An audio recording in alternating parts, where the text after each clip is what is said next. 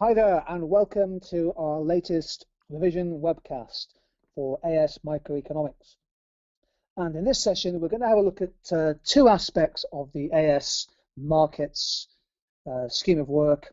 We're going to look at the causes of price volatility in markets, and then we're going to have a look at one of the key interventions in those markets that can often happen, and that is the example of buffer stock schemes.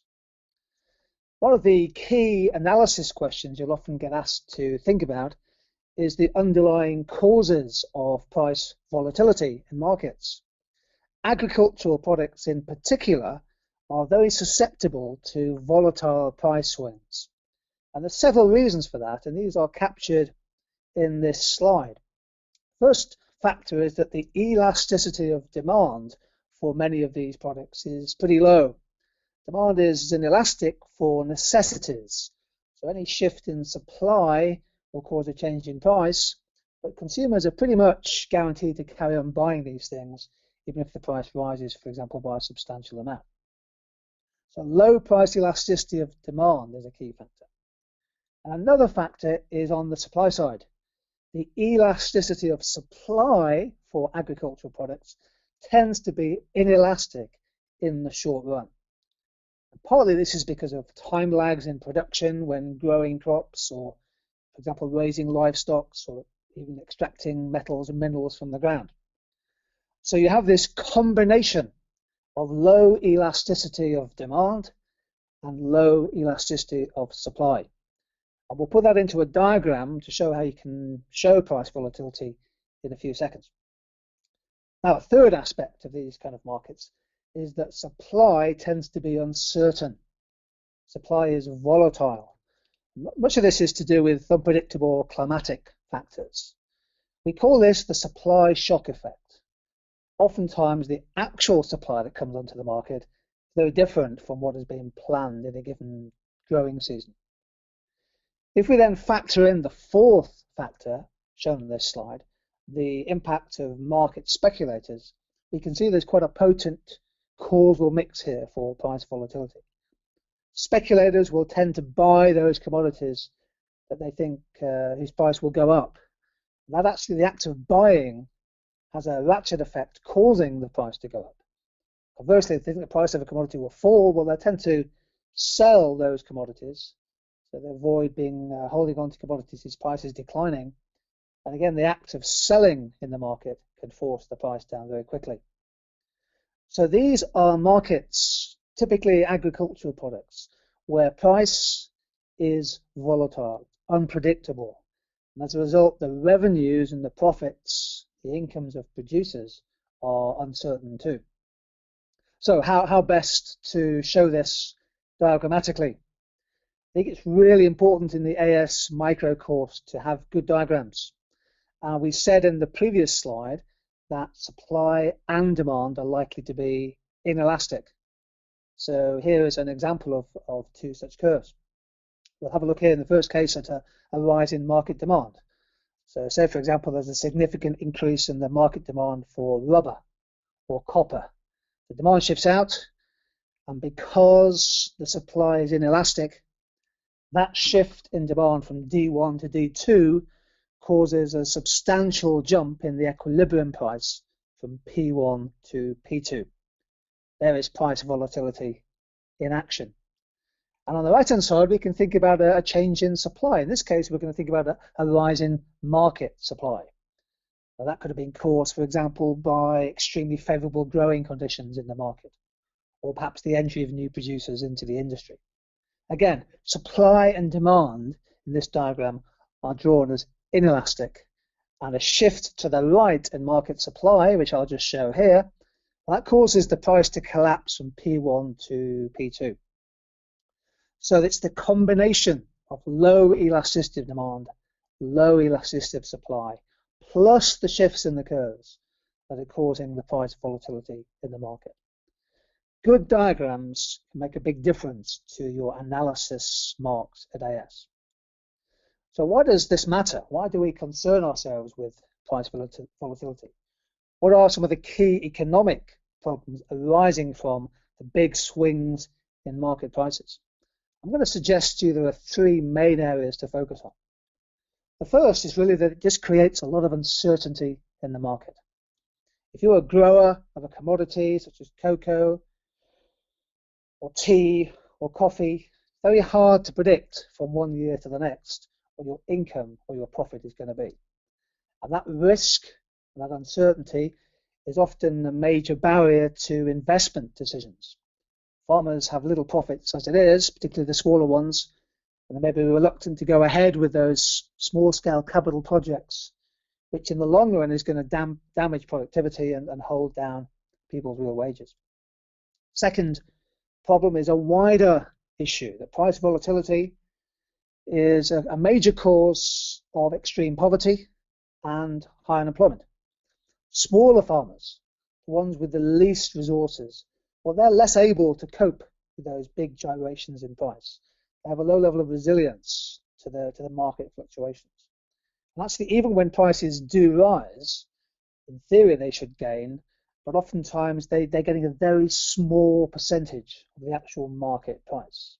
So often have, for example, that cocoa growers sometimes only get between 3 and 5% of the world price of cocoa. And this is an area, price volatility, where you can bring micro and macro together.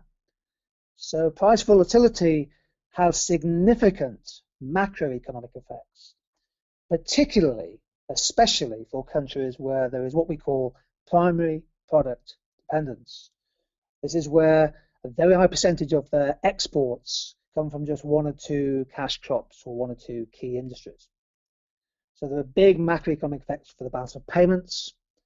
When prices are high, good news for producers, but bad news for consumers, for whom a commodity could be a staple product that takes up a very high percentage of their calorific intake.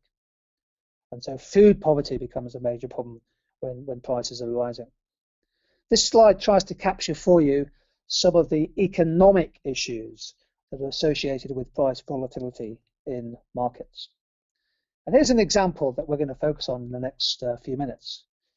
Ghana is a leading producer of cocoa beans and cocoa paste. This chart shows the breakdown of Ghanaian exports in 2012, taken from the work of an economist called Cesar Hidalgo. Now, you can see from this chart that Ghana has a high level of primary product dependency. Gold takes up nearly half their exports, crude oil nearly a fifth, and likewise cocoa beans and cocoa paste take up 16–17% of total exports. It's clear that changes in the price of gold, oil and cocoa are going to have a very dramatic effect on Ghana's balance of payments.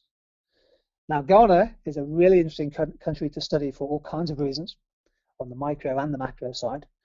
And one of them is that in 2013, they introduced a buffer stock scheme for a range of primary commodities, including rice and including cocoa.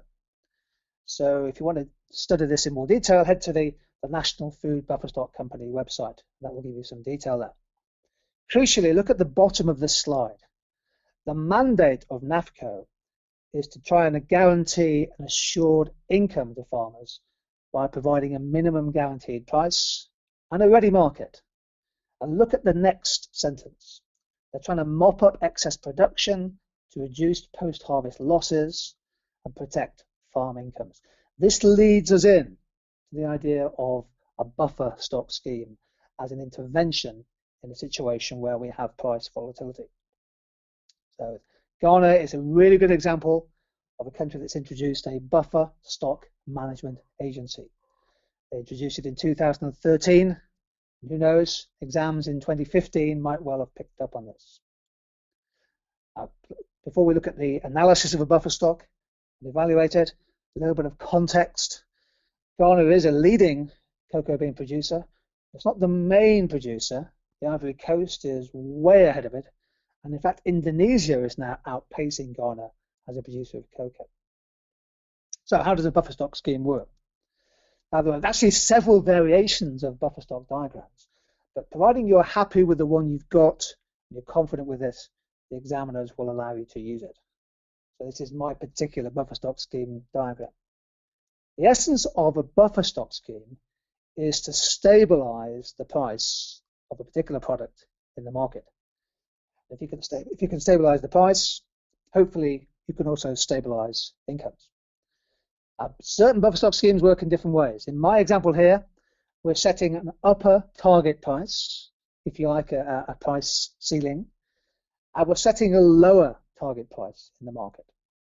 The upper target price is essentially there to protect consumers, to stop the price of a basic product rising too far. The lower target price, well, that's basically there to protect the producer, to protect the grower, to stop prices collapsing and therefore destroying their revenues and their profits. So a buffer stock scheme could operate by setting a band of variation. So as long as the market price is within that range between the two red dotted lines, then the market can find its own level. But if the price was to vary outside, above or below the targets, then a buffer stock scheme, and that could be a group of producers, or it could be a single government, or it could be a group of governments, they would intervene in the market whenever the price moves beyond the price band. So here's an example. Here we are. Let's start off with price P1 and Q1. And we're happy we're in the acceptable range of variation for the upper and lower target. Let's assume that the market is affected by a favorable supply shock, and that shock causes the actual supply in the market to shift out rapidly and dramatically to S2. It's a big rise in market supply. Of course, if this was a free market, the market price would fall quite sharply. Output would be higher, but the price would fall below the lower target level. In a buffer stock scheme, the group of producers, whoever's organizing the scheme, will intervene in the market. They have to intervene to bring the price back up above the lower target level. And in a situation where there's a plentiful supply, they'll go into the market and buy up any surplus stock, kind of mopping up procedure. They go into the market, the demand shifts out to D2, for example. Could go further, but D2, given we have supply curve S2, well, that's sufficient to bring the price back above the lower target level. Typically, a buffer stock would tend to buy surplus output when the price is quite low and hope to sell surplus output if it needs to, when market supply is restricted, at a higher price. So in theory, a buffer stock should be profitable. It should be self-financing. In reality, that's often not the case. So do buffer stocks work? Do buffer stock schemes tend to work in the long term? And the evidence here is really patchy. Many countries have tried buffer stock schemes in the past, but actually the reality is that few have survived in the long term. And this is because buffer stock schemes themselves are actually quite problematic to run and operate. And this, of course, invites us to use some quite strong economic evaluation in our answers. There are several problems with using a buffer stock scheme for agricultural products, such as cocoa. Let me just run a few past you. One is that actually the buffer stock program may not be sufficiently big. Don't forget I said that Ghana was the third biggest producer of cocoa beans in the world, but it's definitely not the largest. And although Ghana can influence the market price, the buffer stock interventions themselves might not be enough to change the prevailing world price, for example, of cocoa beans. The key point here in revision is that the buffer stock needs to be of a sufficient size to have enough market power to have a major effect on the price if intervention happens. Second problem is if you set an intervention price which is quite generous, which favors the producer, perhaps rather than the consumer. So if you set a generous minimum price for cocoa, then cocoa growers will take advantage of this. They're incentivized to increase their supply, they're incentivized to plant more cocoa beans and grow more, because they have at the back of their mind the knowledge that there will be a buffer stock scheme out there willing to buy up any surplus output. So typically with buffer stock schemes, we tend to get significant surpluses on the supply side And that, of course, can be very expensive because the buffer stock will tend to be buying surplus output most years and only maybe selling the output to the market on the odd year. Expensive to buy up the surpluses. Of course, that depends on the scale of the surplus and the price at which you have to buy it up. In theory, although a buffer stock should be profitable, in reality, many schemes have failed because they've simply run out of money. They have run out of cash buying up surpluses which they can't sell at any sort of sustainable commercial price in the future. Add into that the fact that we're dealing here with agricultural products, some of which are easy and cheap to store, but many of which are not. And so one has to think about the cost of storage, of refrigeration, and also the risk that if you store products over a length of time, many months or several years, the quality of that product might deteriorate. And when you come to bring it to market to sell it, then you can't get the same price as you thought you might be able to get. So in theory, buffer stock schemes should work. In reality, there are many problems with these buffer stock interventions, and it's important to be aware of them as part of your revision. Now, in red here, I've put in the argument that in fact, although a buffer stock could help to stabilize the market, there might actually be better alternative long-run policies for farmers, many of whom are small-scale farmers living in very poor regions of a low-income or middle-income country. Why have I put this in red? Because that phrase itself is almost gold dust from an evaluation point of view. Just simply writing that in, there could be better alternative long-run strategies, really helps the evaluation, particularly if you then go on to say what one or two of those alternative policies might be. So let's move on to the next slide. Alternative to buffer stocks. Now this could be policies in addition to a buffer stock. So you could argue, for example, that the buffer stock doesn't work in isolation, that you need a combination of policies. Well, here are one or two examples.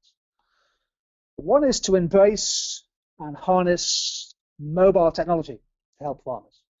So one of the issues we talked about right at the start of the presentation was the idea of supply shocks, unstable production levels. Farmers, if they have access to accessible, effective mobile telephony, apps and things that help farmers understand weather patterns, that, for example, help them to understand market prices for their products. Mobile telephony could be a way of helping farmers to stabilize the production of their crops. I think the next point is really important. That for many countries that are dependent on just growing primary products, the farmers there, the growers, get a very low percentage of the final market price. So perhaps it's much better in the long run for farmers not just to grow, but to process and manufacture and retail their own products. So they get a bigger share of the value added in the market. The example on the right here is one of my favorite businesses, Divine Chocolate, set up by Sophie Tranchel, a female entrepreneur.